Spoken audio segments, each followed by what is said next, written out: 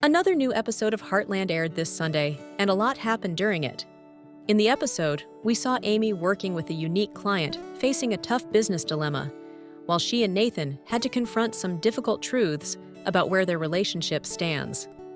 Meanwhile, Katie's secret finally caught up to her, and Lou faced the shock of discovering what her daughter had been hiding.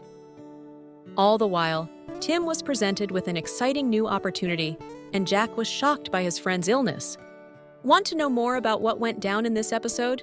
Then keep on listening to this recap of Heartland Season 18, Episode 7.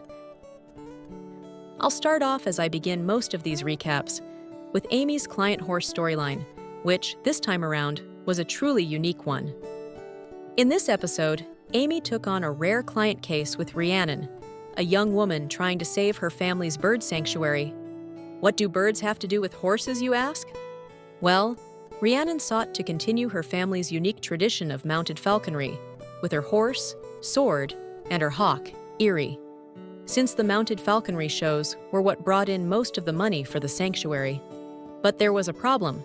Sword and Eerie weren't working well together, and without the successful collaboration between the horse and the hawk, Rhiannon couldn't do the shows, and therefore would have to close the sanctuary, a legacy her late father had lovingly maintained. A story like Rhiannon's hit close to home for Amy, so she was determined to do everything she can to help the trio. After observing Rhiannon's interactions with Sword and Eerie, Amy quickly picked up on the source of the disconnection. Rhiannon's bond with Eerie was solid. She even watched TV with the hawk. However, her relationship with Sword was still relatively new, and it was understandable.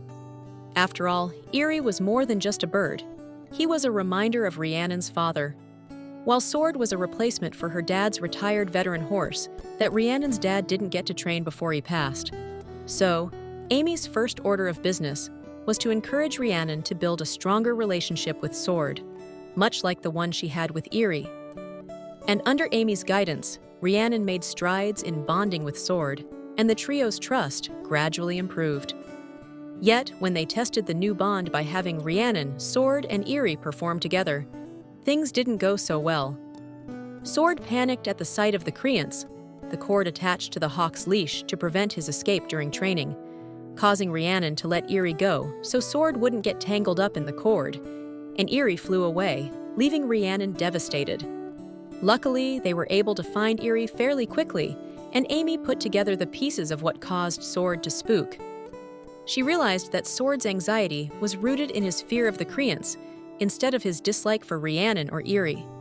And it stemmed from the time Sword got caught in a baling twine when he was a colt and got cut up pretty badly, bearing the scars of it until this day. After all, horses have long memories, and he was still afraid of a repeat of the pain he endured because of the baling twine. So, Amy did some desensitizing with Sword to help him overcome his fear. And after some encouragement about Rhiannon needing to trust herself, Amy managed to talk Rhiannon into trying out their performance routine without Eerie's leash. And it worked. At the end of the episode, we saw a beautiful sequence of Rhiannon in full costume performing with Sword and Eerie seamlessly, which means that Rhiannon will be able to keep her family's legacy alive while also feeling more connected to her dad than she has since his passing.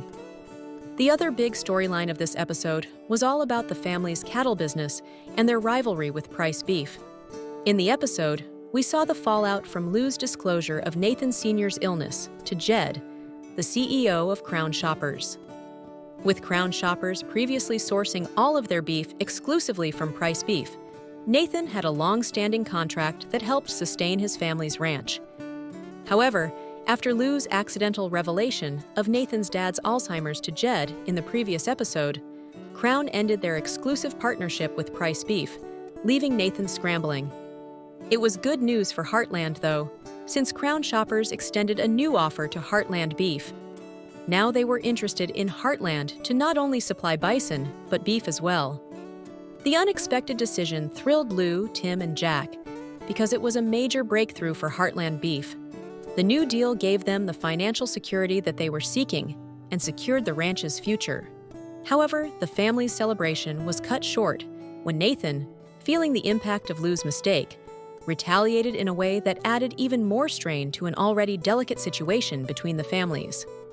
Nathan delivered a notice of lease termination for Heartland's use of the land they were leasing from Price Beef. And since it was a critical grazing area for Heartland Beef's cattle and bison, they faced a threat to their recently expanded operation without it. I mean, Nathan was well within his legal rights to end the lease. After all, Lou was the one to suggest they write a clause into the lease for just this type of situation, and he wasn't taking away their water rights. But it was still quite a blow for Heartland, especially since Nathan gave them only 30 days to move their animals off his land. The effects of Nathan's decision rippled through the family, but Nathan maintained that he needed the land for his own herd, now that Crown shoppers weren't interested in his beef anymore. Fortunately for Heartland, with the expanded new deal with Crown, they now had the option to buy additional land from a neighbor who's downsizing to replace the grazing area, something that would also let them free themselves from their reliance on leasing the additional land they needed. But this whole situation served to just further complicate things between Heartland and Price Beef. And this rift also cast a shadow over Amy and Nathan's budding romance, leaving Amy caught between loyalty to her family and the bond she'd begun to develop with Nathan. While Amy was committed to helping Rhiannon, her personal life continued to be tangled with complications. Early in the episode, we saw Nathan invite Amy on a picnic in an effort to make up for the interrupted dinner caused by business troubles in the previous episode. And at first, the date was going really well, with Amy and Nathan talking and enjoying each other's company. But when Nathan leaned in to kiss her, Amy pulled back. She felt guilty for not telling Nathan about her family's involvement in Crown shoppers, dropping him as their exclusive beef supplier. So, before she could allow him to kiss her, and they could move further in their relationship, Amy decided to confess the truth about how Lou was the one to tell Jed about his father's Alzheimer's, after Amy told Lou about it in confidence. Amy tried explaining how she only told Lou about his dad because Lou was so worried about Nathan's guarded nature. But he was understandably hurt by Amy's revelation and pulled away, telling Amy that maybe he was right to be guarded. After Nathan had some time to cool off and process Amy's confession, however, Nathan softened and accepted Amy's sincere apology. And while Nathan was helping Amy and Rhiannon find Erie, they talked about setting boundaries for their relationship to prevent their family feud from causing further complications between them. Nathan even admitted to liking Amy. But sadly, the peace didn't last long. When they returned to Heartland after finding the hawk, Lou confronted Nathan about his decision to terminate the lease and asked if Amy knew about it. Amy was caught in the middle of their heated exchange, which made her realize that maybe it wasn't possible to keep the deep-seated conflict between their families out of their relationship, no matter how much they liked each other or they wished that they could. In the end, while out on a ride, Amy and Nathan both reluctantly acknowledged that they couldn't move forward in their relationship under these circumstances. They both realized that they deserved a partner who could fully be part of their lives without constant clashes over family businesses. So, after coming to the sad conclusion that they couldn't make their relationship work, at least not at this time, they shared a bittersweet farewell, each understanding the impossibility of reconciling their conflicting wants. At the end of the episode, we saw Amy telling Lou that her heart was broken over her breakup with Nathan, and Nathan looked devastated at having to let Amy go as well. The final storyline related to the rivalry between Heartland and Price Beef was one that actually could end up serving as a catalyst for a truce between the two families. The episode began with Jack finding out about Nathan Sr.'s illness, and it seemed to weigh heavily on Jack. His initial reaction was empathy, understanding the challenges that Alzheimer's presented for both Nathan and his father, which led to Jack reaching out to Nathan and his dad by visiting Nathan's ranch and trying to offer support by telling Nathan that he's there as his dad's friend, not the owner of Heartland Beef. However, still processing the news of Heartland's involvement in his business troubles, Nathan refused to let Jack visit his dad, telling Jack that it wasn't a good day. But Jack didn't give up, and even Nathan's decision to terminate Heartland's grazing land lease didn't deter Jack from trying again. Sure, Jack wasn't happy about Nathan's sudden decision, but he was able to separate business from personal stuff and attempted to visit Nathan Sr. in person one more time. And before Nathan could turn Jack away again, his dad came out of the house and recognized Jack instantly.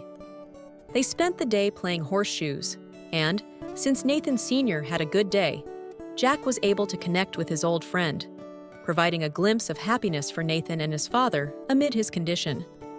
It was such a nice gesture on Jack's part to reach out to Nathan and his dad after he found out about the Alzheimer's. Jack even told Nathan outright how he didn't like the way things were handled in Vancouver. And while Jack's words probably weren't that much of a comfort to Nathan, Jack's second visit seemed to really help not only Nathan's dad to feel more like himself, but for Nathan to also get a little reprieve amidst all the heaviness that comes with his dad's illness. Tim also had a really interesting storyline in this episode, which put him at a crossroads. At the beginning of the episode, we saw Tim leading a class at his rodeo school when Rod Halo approached him. Rod is an executive producer for New West Sports, a sports network that had just secured the broadcasting rights to multiple major rodeo events across North America. He had seen a video of Tim announcing at the Hudson Rodeo and wanted Tim to audition to be their new on-air host. The catch was that Tim would have to fly to Dallas for the audition since the network is based there. At first, Tim turned Rod down, seeing that he would have to go all the way to Dallas. But the more Rod talked about the potential gig, the more Tim started considering it, especially since it would allow Tim to return to his rodeo roots and get a second wind at something besides ranching. Yet Jack wasn't supportive of the idea. At first, Jack wasn't keen on Tim leaving Heartland while their business was in a precarious position. But after Lou told them about Crown Shopper's offer to carry not just Heartland's bison, but also their beef, Jack's argument of why Tim shouldn't take Rod's offer became invalid.